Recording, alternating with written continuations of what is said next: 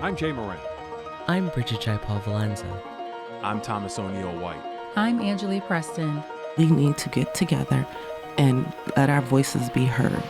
This is What's Next, a dedicated hour to have important conversations about the issues facing the marginalized and underrepresented communities of Western New York and Southern Ontario. We're going to have some real healing. We've got to have space to tell some uncomfortable truth. What's Next continues our mission to discuss race, Equity, and the common concerns of Buffalo's East Side and beyond. In the suburban area, everywhere, we must work and teach our children. And welcome to What's Next. On this segment of our show, we're going to take a look at race and traffic stops in the city of Buffalo. If you haven't heard it, Holly Kirkpatrick and the WBFO team did a thorough analysis of traffic stop receipts in the city of Buffalo. And with that came the story, Driving While Black in Buffalo. If you haven't heard it, here it is now. Buffalo is a city designed for driving, so many people make their way around by car. But some people can move around more freely than others. If you're driving around Buffalo and you're black, then you're over 3 times more likely to get pulled over by the Buffalo Police Department compared to a white person. That's one of the findings from WBFO's analysis of 3 years of traffic stop receipt data recorded by the Buffalo Police. Essentially, there are racial disparities in traffic stops, with black drivers being disproportionately stopped by the BPD. Drivers like James Clark. I was followed before I was even pulled over and stopped. So I think they just made up an excuse for a reason to stop me. Clark estimates that he's been stopped by the BPD approximately 4 times in the last 3 years. He says officers have searched his vehicle each time. They never gave me a ticket or anything. They ended up letting me go because they just wanted to search my vehicle. So I felt like I was just being racial profiled, and because I was black driving, probably in the wrong neighborhood where there's crime or stuff. So I'm not really sure, but I felt like I was being harassed for the wrong reason. Clark's hunch about stops varying by neighbourhood is confirmed in the data. The analysis of the stop receipts shows that zip codes with majority black residents have more total traffic stops than those with majority white residents.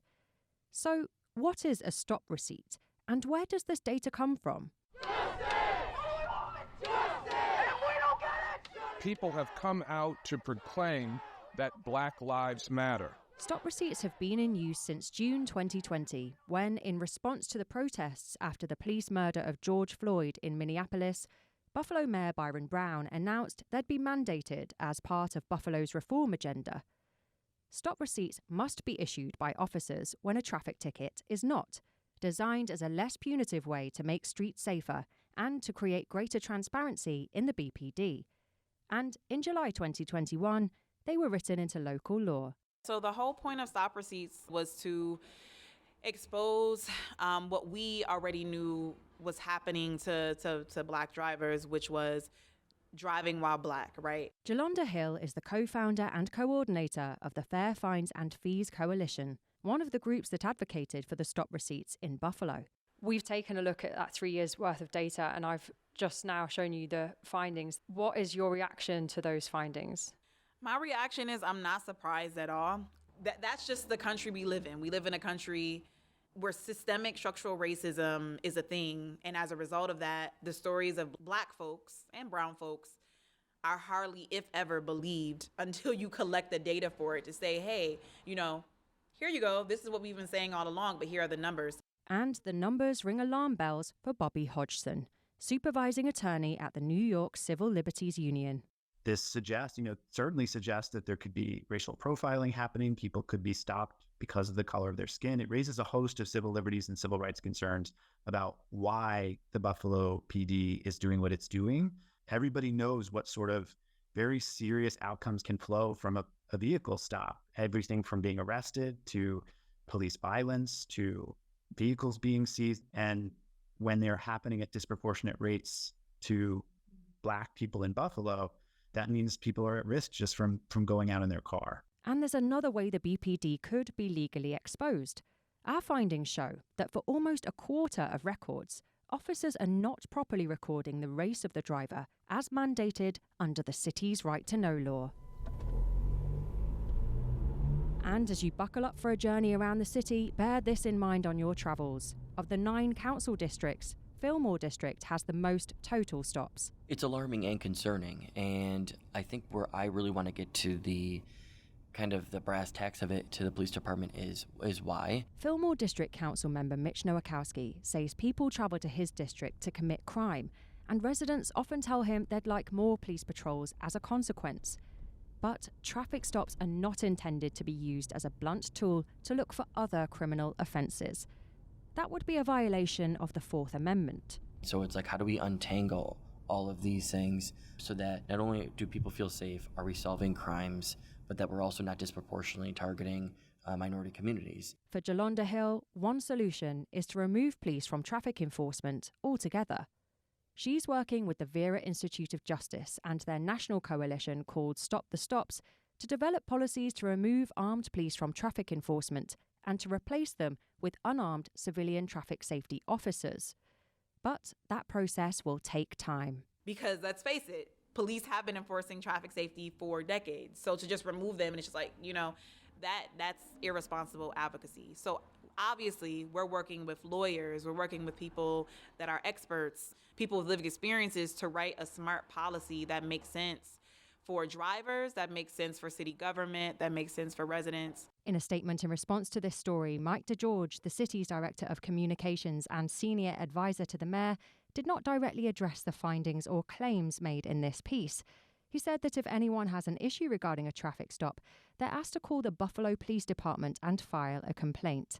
In the meantime, Nowakowski has committed to filing WBFO's findings with the Council's Police Oversight Committee. You can find the full story along with visualizations of the data and the city's full statement at WBFO.org. Holly Kirkpatrick, WBFO News. And we're back on What's Next. And with us is Holly Kirkpatrick. Hello, Holly. Hello. Holly, I'm glad that you mentioned that at the end of your story about all of the other visualizations that are at WBFO.org and also a more in-depth elements to that story. And by the way, that was 6 minutes of really packed in, lots in there. Now we have an opportunity to expand on this conversation just a little bit, and you can take us through. What about how this all started? Where did it start for you? Well, the data was the starting point. So we have actually an open data portal that the City of Buffalo runs, as I understand it, and there's all sorts of data sets on there. And you can find the traffic stop receipt data set on that portal. And I was actually fiddling about on the portal for another story just to corroborate some information for something else. And I saw this data set on there and downloaded it and started to ask questions of it. So that's really what data journalism is you let the data lead in a way. You ask certain questions of it, you put it into an Excel spreadsheet. I use these things called pivot tables, and this became what the data was telling me. This became the story that there are racial disparities in traffic stops. So I had a kind of preliminary look at that data, preliminary analysis, and it started to become clear to me that this was the story. But with data journalism, for me, it can sometimes be a little bit lonely doing that sort of stuff in a vacuum. Right. And it makes a stronger story if you use anybody else that has those expertise. And we actually have here at Buffalo Toronto Public Media, WBFO, as a part of that, a data analyst here called Alyssa Brule. And so I asked her to take a look at the data as well and ask certain questions of the data as well. And then that sparked off a collaborative working relationship. I appreciate when journalists go through the effort to go through data like this. It's a grind. There's no doubt about it, and trying to go through and put things on spreadsheets. And I have grown to really have a great appreciation for people in the field who go through the doing this. At the same time, let's just take a step back and talk about traffic stop receipts. Mm-hmm. What are they? So they are a piece of paper that you may be issued, if you are stopped by a Buffalo police officer, instead of a traffic ticket. So they are supposed to be issued to a driver that gets pulled over that does not get a ticket. So you're supposed to get one or the other. Okay. And the traffic stop receipt tells you, if you're pulled over, why you were stopped. And it's also designed, as I mentioned in the story, to increase transparency in the BPD. And the police officers must record other things about the stop beside the reason. So things like where the stop happened, the age of the driver, and one of those things is race. So that is one of the things in the data set that you can ask questions of. You can analyze the data in that way. And for those who were listening to the story at the top of the show, they did hear the cut from Mayor Brown. This came back in 2020, I believe, when there was considerable unrest in the city of Buffalo when it came to Buffalo police. The idea of this was to be an improvement upon previous conditions, correct? Yeah, I mean, I think what he said when he announced it was that it was directly in response to the protests, and he didn't hide that in his announcement. And actually, he said that black, and I am paraphrasing here, but black people and white people have come out to proclaim that Black Lives Matter.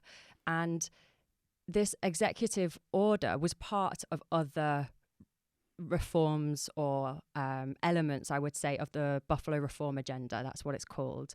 And it was in response, yes, to those protests. So he said that it was supposed to increase transparency and improve community relations between residents of the city of Buffalo and the BPD. We could probably say, since you were able to go on the portal, transparency has improved to a certain extent, because not all of the traffic receipts, which we'll get into a little bit here, were totally filled out, but that's part of it. But the other part, community relations, and again, this is maybe being a little subjective, just from what I'm hearing from people who have been on this program, whether on air or off, I don't know if there's really necessarily that sense of an improved community relations. That, again, is a little bit subjective, but I most certainly could probably find a few people who would be more than willing to say that it hasn't improved. Well, I think it raises questions of that people, and the findings show that black people are disproportionately being stopped compared to white people, but not just compared to white people, compared to their population in the city of Buffalo. And I might add that that is just population. It's not even based on the population of drivers. So that indicates that this disparity could be even greater than what I found. But yes, when it comes to community relations, I think that it does raise questions. How much are you improving community relations if the stops are still happening in the first place, whether a ticket or a receipt? Whether there's an over-policing of the black population of Buffalo. Yeah, right. Essentially. Right. Exactly. So, it would be interesting to know if this data is ever used within the police department, or if it is just used by people like me who go onto the data portal and analyze it in the public interest. Because if the police are able to use this, then I would like to ask what's stopping them from using this to inform policing strategy or performance or ideas, Stay with us. There's more to come. This is What's Next on WBFO.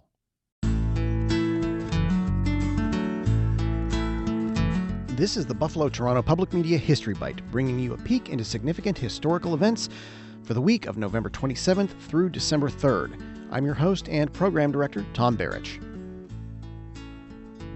November 27th, 1917. The TV host of the Howdy Doody Show was born on this day. Robert Emil Smith, also known as Buffalo Bob Smith, played the part ending his TV run in 1960, but continued with live performances which evolved into, quote, adult-friendly versions of Buffalo Bob that had a more nostalgic theme to it. The University at Buffalo's men's basketball team played its very first game on December 1st, 1905. They played against Cornell at Convention Hall. They lost, unfortunately, with a valiant effort, and the final score, believe it or not, Cornell 27, UB 23. Games certainly have changed. And the famous and now legendary Pierce Arrow Motor Car Company incorporated on December 2nd, 1916. They had a good run and sold most of their assets at auction in 1938. You've been listening to the WBFO History Bite. Discover more stories about Western New York's past on the Buffalo History Museum's website. Learn more at buffalohistory.org. For Buffalo Toronto Public Media, I'm Tom Barrich. Explore the intersection of music and mental health with Mindful Music, hosted by mental health advocate and educator Carl Shallowhorn. Listen to guests share how they use music to express their inner nature and manage their emotional well-being. Listen to Mindful Music on Saturdays at 4 p.m. and Sundays at 8 p.m. on WBFO. Hey, is this thing on? Test, 1, 2. Sounds great. Let's go.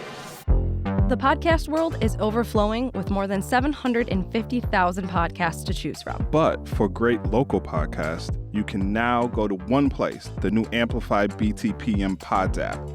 Here you can discover content produced in Western New York and Southern Ontario, our own backyard. With a wide variety of genres to choose from, there is something for everyone.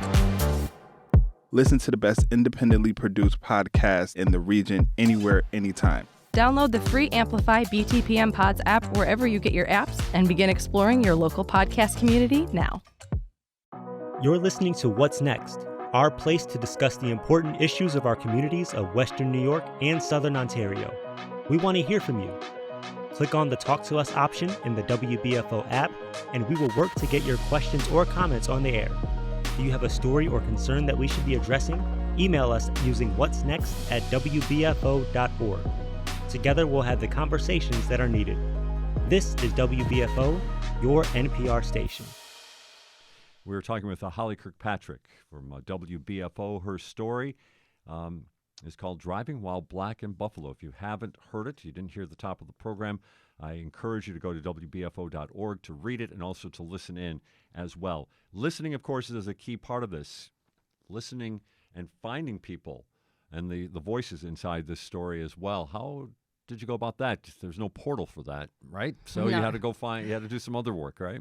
Yeah. So that's more sort of traditional journalism, really. And the first person that I spoke to was Jolanda Hill, who you heard in the story. She's the co-founder of Fair Fines and Fees Coalition. She also owns a bike shop called Holistic Cycles on Jefferson. And I think she runs Colored But Girls Bike 2, it's called. And she was the first person I spoke to because I knew that she was a really big part of advocating for traffic stop receipts to happen in the city of Buffalo in the first place. But I also wanted to tell the story through finding someone who had actually experienced a stop. That was really important. And I kind of ummed and ahed about how to do that at first. Didn't try massively hard at first. I was focused on the data still. And then when it came to the day of, right, this is the next stage in the story, I just went outside. That's what I did. I just went onto the streets. And because, yes, it's a story about race. Yes, it's a story about policing, but it's also a story about freedom of movement and transportation. And so I just thought, well, where's busy? It was lunchtime. Where's going to be busy? So I went downtown onto Main Street near the Gold Dome Bank. People may know that. Yeah, absolutely. Around the sort of train and bus stops there. And James Clark who was featured in the story. You heard the young man who told me about his experiences being stopped by the police. James Clark was only about the fourth person that I spoke with. So he wasn't that hard to find. And I would like to add that at least one person that I spoke to before I spoke with James Clark had been stopped by police as well, but they didn't want to go on the record and talk about that on the radio. And do we not have, we have a clip, I believe, from James Clark here? Yeah, we do. So this clip that we're going to hear is, we heard in the story that Clark was followed for a while before he was stopped, according to his account. And he told the story of that stop. And in this clip, we're going to hear more about how his vehicle was searched on that occasion. And we also hear about another traffic stop he experienced.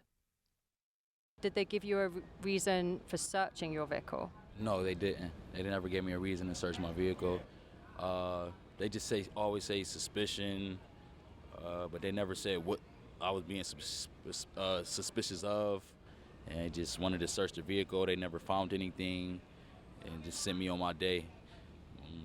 What time was this approximately? Can you remember? This was approximately like around like afternoonish, broad daylight. It was afternoonish. It wasn't late night or nothing. It wasn't an early morning. It was a afternoon day, nice and sunny. Well, how many times have you been stopped then? I would say in that area, 4 times I've been stopped in that area. And one time they had a real reason. I didn't have my license plate I had it in the window instead of the bottom of the bumper.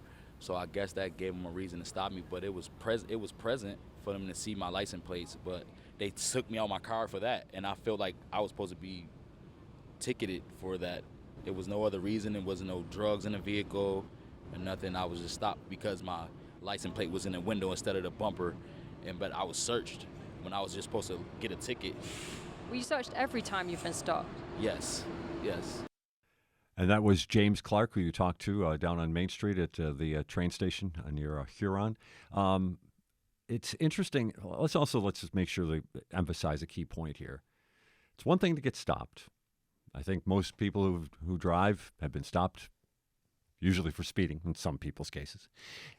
But to have your vehicle totally searched, to be taken out of the vehicle, is a whole nother level of intrusiveness. Yeah, and that's what struck me when I was speaking to him, was just the sort of confusion that he had. It was this bemused facial expression. You can hear it in his voice as well in that story. It's like, oh, I felt like I should have been ticketed for that. Now, we're not exactly advocating for tickets here, right. But he's saying, if it was such an offence for me to be hauled out of my car for that, and then you just send me on my way without a ticket, then I don't understand what the premise of the stop was for, or the pretext for the stop was. That was at least what I was picking up from what he was saying there. And also, again, and we're going to get into this maybe a little bit later, but it's worth noting the number of police killings this year alone. Yeah. Let's maybe get into this right now, since I just opened it up. How, if you can anticipate, and then we can talk about the numbers in a second, but just if you can anticipate what is really happening in terms of numbers, how terrifying it must be to be a person of color being followed in the middle of the day through the streets of the city of Buffalo and getting pulled over. Yeah, and actually when I spoke to Jolanda Hill about this, she was saying that most people, when you encounter a police officer, it's most likely to be through something like a traffic stop, if not a traffic stop itself. Right. And then when you layer into that the fact that according to the website Mapping Police Violence, black people are 2.9 times more likely to be killed by police in the United States than a white person is, that means that there's an element of risk associated with just moving about. Right. A traffic stop could lead to somebody's death. Yeah, or violence, and Bobby Hodgson, you heard him in the story, the attorney at the New York Civil Liberties Union, how he was saying, they lead to police violence or potentially your vehicle being taken away or an arrest. And he said, if that's happening to black people more than it is to white people in Buffalo, then there's more risk for black people in Buffalo. And the numbers for the year alone, the numbers aren't maybe up to date to this exact moment that we have right here, right now, but for the year, how many killings was it 970? Yeah, I think that's right, according to Mapping Police Violence. And in the web story version of this story, about 7% of those started as a traffic stop and they ended in the death of somebody. Thanks for joining us today. This is What's Next on WBFO. More to come right after this. Did you know that WNED PBS is always working on great new local shows for you to watch? Documentaries like Kleinhand's Gift to Buffalo, which tells the story of Buffalo's music hall. The hall is very intimate, and that intimacy makes everyone who comes in here feel a part of our family. Fun and educational series like Compact Science. Believe it or not, peppers are technically fruits. And Shakespeare's greatest hits, featuring some of his best-known soliloquies and monologues. We are such stuff as dreams are made of. You can watch them all on our website at wned.org/local shows. While you're there, check out the show pages and mini websites for additional content such as bonus features, photo galleries, and lesson plans. Find it all at wned.org/local shows. You're listening to What's Next, our place to discuss the important issues of our communities of Western New York and Southern Ontario. We want to hear from you. Click on the Talk to Us option in the WBFO app, and we will work to get your questions or comments on the air. Do you have a story or concern that we should be addressing? Email us using whatsnext@wbfo.org. Together we'll have the conversations that are needed. This is WBFO, your NPR station. And this is What's Next. Our guest this morning is WBFO's Holly Kirkpatrick, discussing her recent story, Driving While Black in Buffalo. We're talking with Holly Kirkpatrick on What's Next, her story, Driving While Black in Buffalo, as we dig deeper into things here. You also, you mentioned, and we had Jolanda Hill also in the story itself that we aired at the top of the program. But let's talk a little bit more. Jolanda Hill has more to say about this matter. Yeah, she was really important in telling this story. As I mentioned, she was the first person that I went to because of her expertise in this. And she was fundamental not just to telling the story or voicing it, but to inform it and to develop the story and to take it beyond the data. And the vital thing that she could bring was a potential solution to this. You know, the data can't do that. There's nothing I can put into Excel to make it come up with it. And the solution is, no algorithm exists like that. So she was able to tell us about potential solutions. And in the story, you heard her talk about potentially removing police from traffic enforcement. But in our full interview, she spoke about the role of improving infrastructure and the role that can play. And how equitable planning and improved infrastructure has the potential to reduce and or remove police's role from traffic enforcement, according to her. And in this clip, she talks about the campaign Just Streets, Not Enforcement when it comes to that issue. The data is what it is. It shows that there are racial disparities in how traffic safety is enforced. And so the Fair Fines and Fees Coalition for the past 3 years has been advocating around a campaign called Just Streets, Not Enforcement. And the whole Just Streets concept is just that, the city of Buffalo should invest in our infrastructure in a way that it takes into consideration the experiences of all people, especially Black and brown people, because we know that they experience the most disparities when they're on the road, whether it's being stopped by the police, whether it's being traffic violence, meaning that the rates of Black and brown people being hit by cars while they're on their bike, while they're walking. And so if you look at those disparities, the city should really step back and move away from punitive traffic safety measures and really think about restorative justice measures to keep our roads safe. Because like I already said, pretextual stops does not deter crime. It does not make our roads safer. If anything, it just continues to keep Black and brown people in a cycle of debt, criminalization, and at the risk of having a really, potentially deadly encounter with the police or a really violent encounter with the police. So the Just Streets Not Enforcement campaign is really pushing the city to put their urban planner thinking caps on and really take the time to reinvest in a city that is one of the best designed cities in America, because it was designed by Frederick Olmsted. So the Olmsted Parkway system. Like, this city is a beautiful city. There's so much that the city can do to reinvest in it. And why not think about, redesigning this city through the lens of racial justice? How does that happen?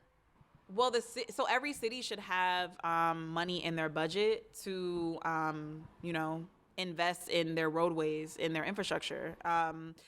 The problem is here in the city of Buffalo, they don't allocate enough resources and money in the budget to have a process in a system where the roadways and our public spaces are being maintenanced and on a consistent basis.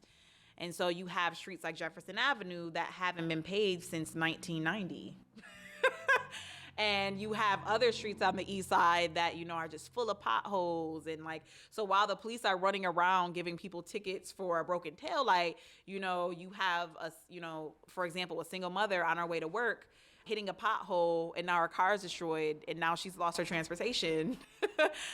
So it's just what are the priorities of the city? Is it to continue criminalizing something that is a human right, which is movement, which is being able to get in your car freely?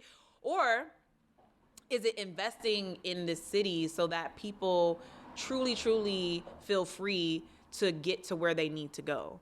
And for us, that is investing in streets, our streets, our public spaces. And that's why we're calling them Just Streets, because Just Streets acknowledges that the experiences of Black and brown people when we move about in our cities looks different than a white person moving about in Elma Village, for example, or just within the city of Buffalo in general.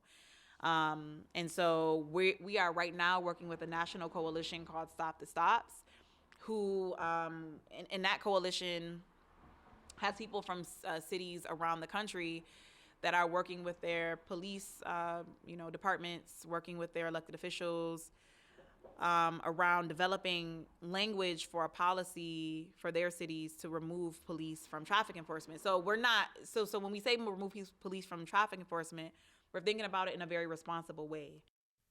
That is Jolanda Hill talking with Holly Kirkpatrick for her story, Driving While Black in Buffalo. A couple of things from that cut from Jolanda Hill.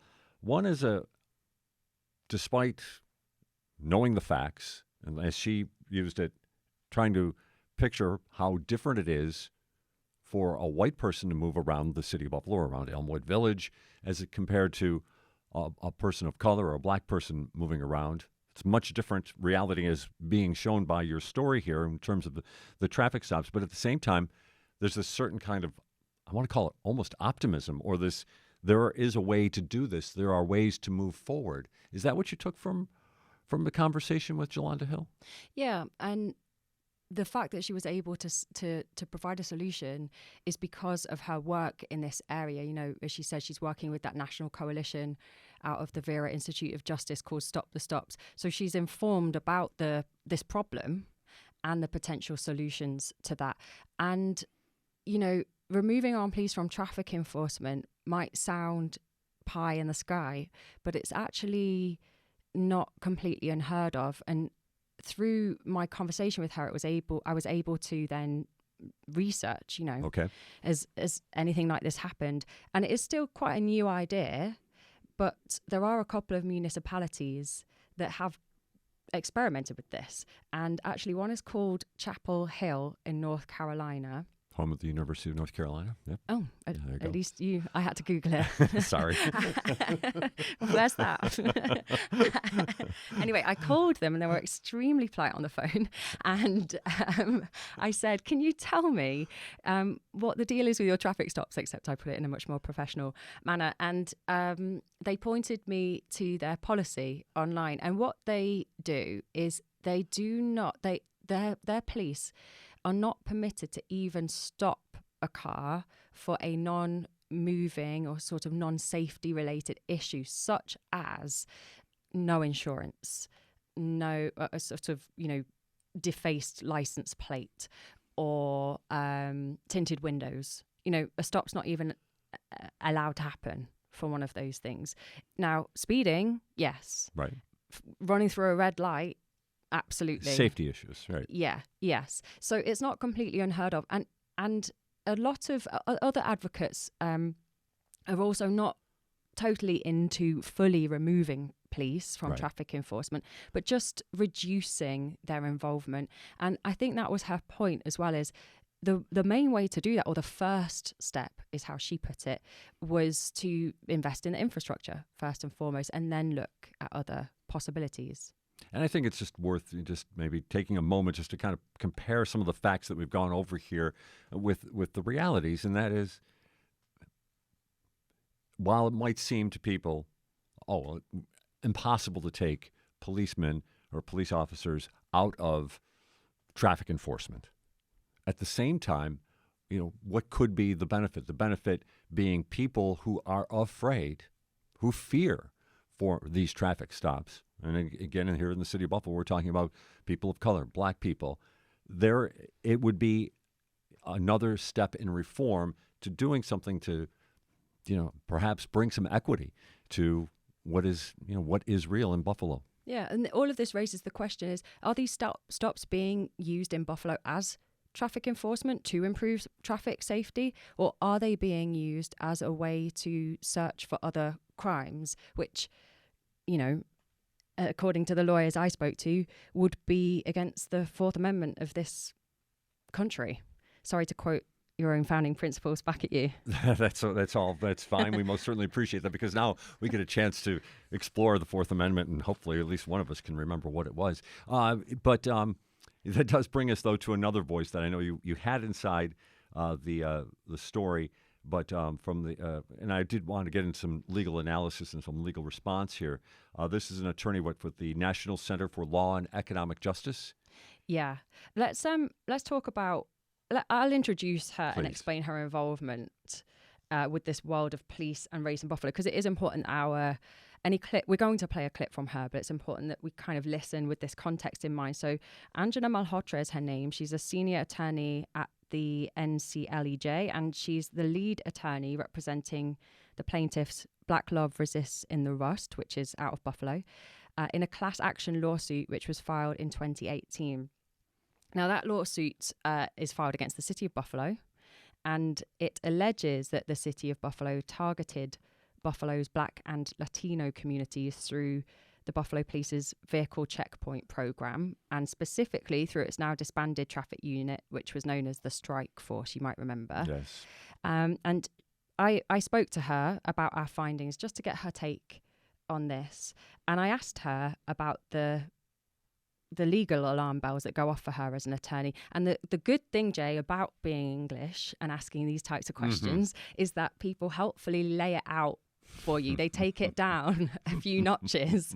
And I think it's a service not just for me, but actually to our listeners, because there's this assumption of knowledge. And, it's important that our listeners know what laws are potentially being broken here. I asked her this. We had a conversation, and here's what she had to say. The U.S. and the state constitution prohibit discriminatory policing.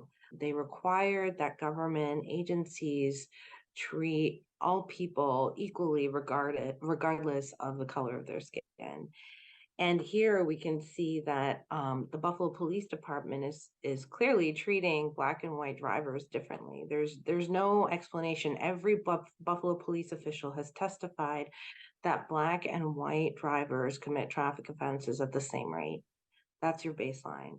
And if the Buffalo Police Department is engaging in a disproportionate number of stops, it suggests very strongly a discriminatory pattern of policing where Black drivers and Black people are being targeted at a disproportionate rate for traffic offenses or no traffic offenses, and being subjected to police encounters, police interrogations through these traffic stops. So the city of Buffalo seems to be very clearly violating the Equal Protection Clause of the U.S. Constitution. In addition, individuals have a Fourth Amendment right to be free of unreasonable seizures.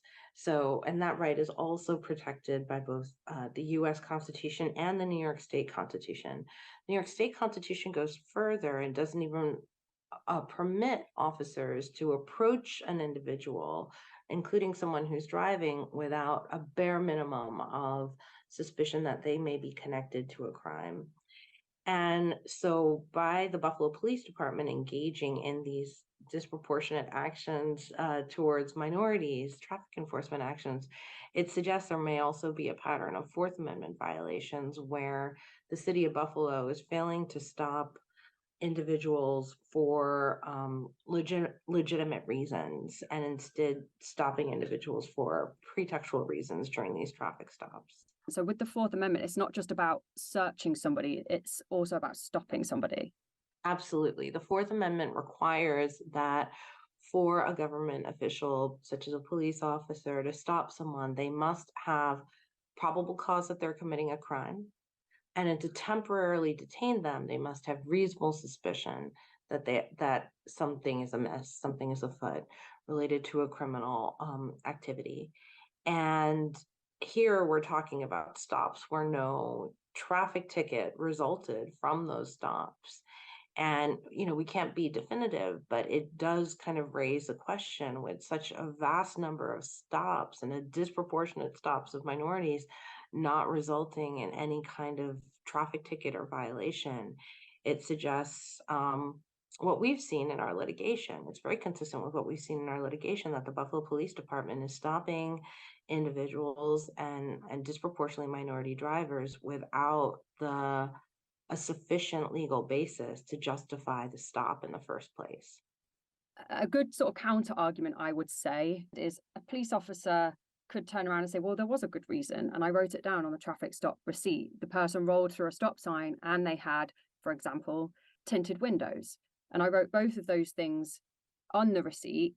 So I did have a reasonable suspicion, if you like, that they were breaking a law. So what would your argument be in response to that? Yeah, in that case, there very well may be, for a number of these stops, legitimate reason for the stop. The right that comes into play here is the right to equal protection under the law. And under the right to equal protection, the Supreme Court has been really clear that even where there is legitimate ground, a city can't engage in a systemic pattern and practice of discriminatory policing. So in that case, in an individual situation, it's hard where there is a legitimate grounds to challenge that. But where there's a pattern and practice of officers in a city engaging in disproportionate stops of minorities, regardless of the grounds, that suggests a pattern and practice of unconstitutional discriminatory policing. That is Anjana Malhotra, and she is from the National Center for Law and Economic Justice. You're hearing her on What's Next. We're talking with Holly Kirkpatrick from WBFO about her story, Driving While Black in Buffalo. A couple of lots of interesting points inside that. Almost, in some ways, making a blank statement that the traffic stop receipt process in the city of Buffalo is almost fundamentally against the Constitution. I think it's the act of the disproportionality of the stops itself. Okay. Yeah. So the traffic stop receipts, from my interpretation of what she was saying, isn't necessarily the thing that's against the law in her view.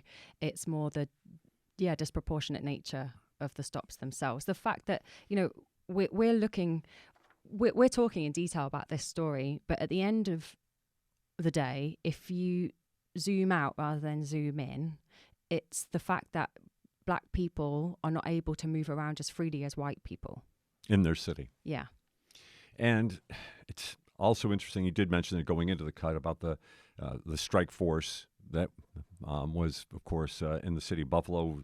WBFO had a good amount of stories on that as well back in 2018. And this is a rhetorical question. I'm not looking for you to answer, but are the traffic stop receipts maybe just strike force light, version 2023? You don't have to answer that, but it occurs to me in that regard. Another part of this we haven't gotten into. You also not only broke down overall receipts, but you also started looking into council districts as well. Yeah, I'm going to go back because I'm not going to fully answer your question about are they just strike force light. All right, but I can respond with some facts. Please.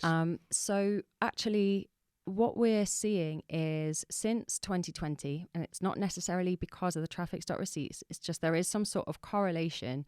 Since 2020, there has been a significant drop in the number of tickets being issued total. Which is a positive, I think most people would say. Yeah, and there's not enough data, I would say, in my from my data analysis, to break those down by race, those tickets. But total, there's a huge drop. So that does suggest that this is a less punitive way of policing the streets. And from people like Jolanda Hill's perspective, and from the perspective of somebody's bank account, that is going to be a good thing. because you're not getting fined or you're not getting the opportunity to get into traffic ticket debt.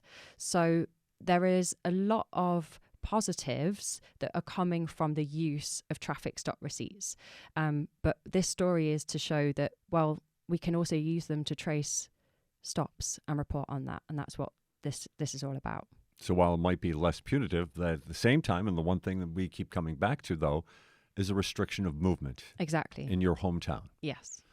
There's so much to get into here, and I don't know if you necessarily want to get into breaking down the council districts. Is that something you want to put off for another time? Because I know there's more to come with the story, and also we have a couple other items that we have to touch upon here before we complete our segment on what's next. I can talk about it for sure. All right. So people, what I was noticing, and it's a fair argument, but I was noticing when I was talking to people on record and off record, and if I'm honest, which is something you probably should never do, is scrolling down on the comment section of social media when this when this story was posted. Don't do it, kids. And and a few people made asked a fair question, I would say, and that is, well, because one of the findings was zip codes with majority Black residents had more total traffic stops than those with majority white residents. And people were saying, well, of course, high crime areas, they correlated that with race in their head. And that's just these comments. Of course, high crime areas, are policed differently. Of course, there are more stops in those places. Of course, where more Black people live, more Black people are pulled over. And where more white people live, more white people are pulled over. And actually, with that last point, it's not completely inaccurate to say that. All right. So when you break things down by council district, though, you do still see that there's a disparity. So let's take an example. Let's see how this translates to the radio with all these numbers. Yes. But for example, in South District, it is a majority white area, and the US Census tells us this. 87% of people that live there are white, 5% of people that live there are Black. The majority of people that get pulled over there are white. Okay? All right. It corresponds with the racial demographic. However, as I said, 5% of people that live there are Black, but 25% of the receipts in that district were for Black people. That's a disparity. That's disproportionate to their population. And that's the point that this data, not me, not the story, that this data tells us. That's the point. So yes, it's a fair question to ask in the comments. And actually, I do appreciate any fair questions and engagement like that on our social channels. You can check them out: Instagram, Facebook, and X, previously known as Twitter. But there is still a disproportionality, and South District is a really good example to show that. Yeah, that's a striking number there for sure, Holly. We termed it, kind of putting into other people's terms, sort of that these traffic stop receipts are a quote unquote less punitive approach, perhaps. That's most certainly compared to giving out multiple tickets, fines in some of the poorest neighborhoods in the city of Buffalo, that's for sure. So there was, I guess we could almost call that progress. I don't know if I would necessarily want to give it that glowing of a term, but let's talk about it. I thought you brought this up at the beginning of our conversation as well. Is anybody inside the department looking at this data and finding that, yeah, we're falling short. We're not, there's a reform. It's a technical reform. It's maybe improved to a certain extent. But is anybody taking a real look at what's happening on the city police force? Is this an institutional thing in the sense that it's handed down and you need to do this? Or is it just something that has been part of the tradition, I suppose, of city police work in the city of Buffalo? So let's talk a little bit about what the city of Buffalo has said to you. I know you tried to interview both the mayor and the police commissioner, Joseph Gramaglia. Yeah, so just to go into the response that I got from the city, it was from a city spokesperson who's the director of communications and senior advisor to the mayor. His name is Mike DeGeorge. He gave us a statement, which you heard a little part of in the story. Should I read it now? Yeah, go on. All right. So this is the official statement that we received on this story. The City of Buffalo established the Stop Receipt policy as part of its social reform agenda in 2021. The Stop Receipt policy was designed to provide motorists with information and clarity of why they were pulled over. Individuals who receive stop receipts are not being ticketed or receiving a summons. The Buffalo Police Department added police body cameras to help ensure transparency involving interactions between officers and citizens.